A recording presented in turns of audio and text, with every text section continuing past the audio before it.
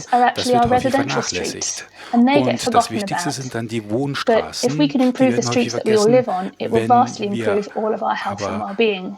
die Straße verbessern, Here's an in der example wir of leben, one wird das residential unser street that was Wohlergehen verbessern. transformed. Dies ist It's a ein real Beispiel exemplar, für eine and there are Wohnstraße, not die many streets umgeformt like it wurde. yet. Das ist ein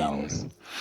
In London wird Healthy Streets in allen gesetzgebenden Strategien des Bürgermeisters aufgeführt, und das ist wichtig, um eine gemeinsame Sprache zu finden und die übergreifende Zusammenarbeit in der ganzen Stadt zu fördern.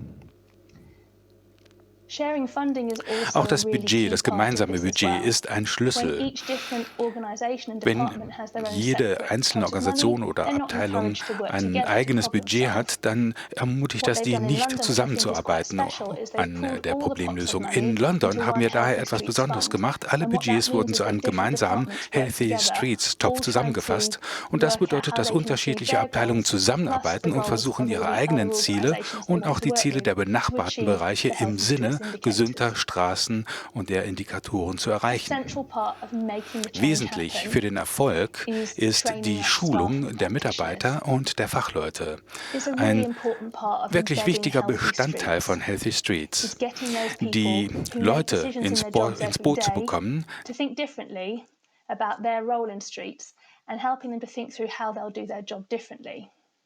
I've trained many hundreds of practitioners in small group sessions, and their everyday work following on from that training is really where Healthy Streets happens. Dann bringt das Healthy Streets wirklich ins Rollen. Und um diese Fachleute zu unterstützen, ist es auch wichtig, ihnen spezielle Anleitungen und Werkzeuge zur Verfügung zu stellen. Dies ist ein Beispiel, das ich für London entwickelt habe. Es wird bei der Planung von Änderungen am Straßenbild wie in diesem Beispiel angewendet. Das Bild oben zeigt die bestehende Straße und das Bild unten unsere Planung. Durch Anwendung dieses Planungstools kann man visualisieren, wie die Straße im Sinne von Healthy Streets verbessert wird, was durch die den blauen und den roten Kreis hier dargestellt wird. Und bei diesem Werkzeug geht es nicht nur um große Änderungen, es kann auch um kleinere Änderungen gehen.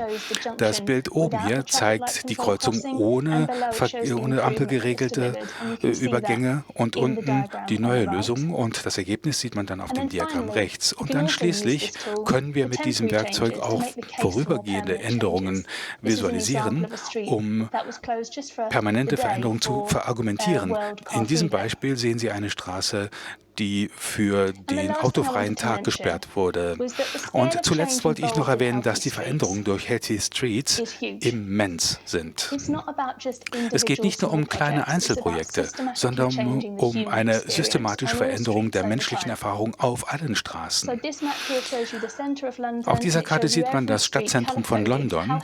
Alle Straßen sind farblich gekennzeichnet, je nachdem, wie gesund sie sind. Und das heißt, dass wir unseren Erfolg über die Zeit nachvollziehen können und ob wir das liefern, was wirklich für die Menschen bessere Straßen bedeutet. Vielen Dank.